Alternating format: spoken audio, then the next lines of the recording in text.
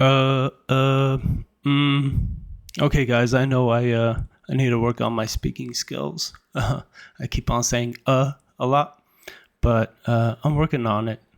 So anyway, I thought it would be cool to do a side by side sort of thing with 3D Studio Max and Blender. So this is sort of a simple thing to do, really, just some cool MoGraph type of stuff with some type and whatnot. So let's check this out. Start off by creating a plane.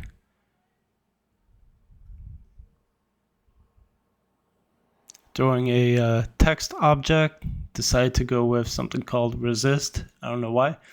And I misspelled it in 3D Studio Max with a 2. But yeah, so this ground is to pick up illumination from the light source we'll be providing, as well as a little bit of specularity like reflections. So once I create the geo, we're going to need to go in and unwrap it. And I start by selecting a edge per letter, I guess. And I'll use that as a seam to start unwrapping from. And I try to pick it in opposing areas so they're not too close to each other. Basically, in Blender, mark your seam and then unwrap. In 3D Max, unfold the mapping. You might want to go through, and if you're going to be specific about it, like really kind of dial in your UVs, but that's not, like, I wasn't too crazy about doing any UVs right now.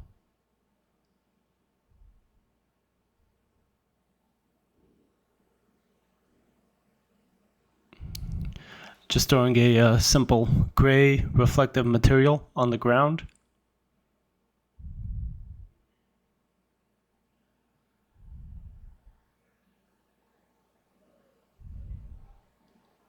And then we start with a shader for the actual text object, which is going to be a sort of illumination. And I do that with a color ramp because we're going to use it to drive black to white in certain areas through the UVs. So this is going to give us a lot of control on how the light actually travels. And it's going to be basically the light texture itself.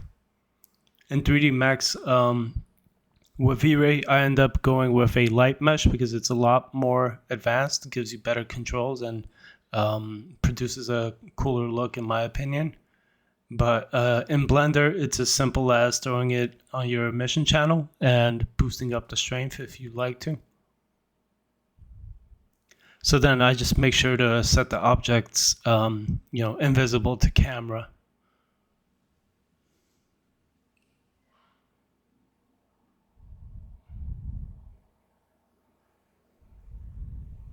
I'm just gonna reduce the intensity there.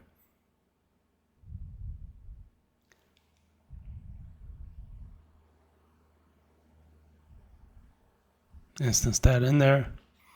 So we're good to go. Basically, at this point, we could start animating it, color it however we want. Just really have some fun with it. There's so many possibilities.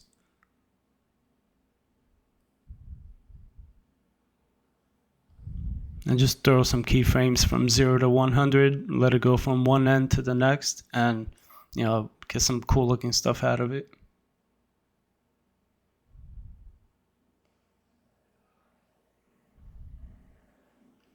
In 3D Max, to access that, you have to right click on the actual, that little box where the colors are supposed to be.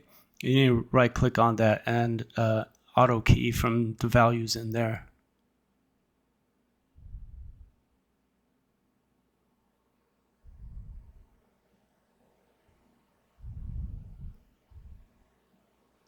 So yeah, we're good to go, and then just render it out from there.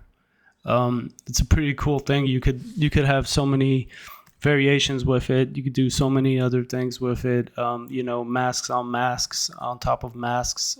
It's pretty fun. I definitely recommend experimenting around with some of this. All right. See you guys next time.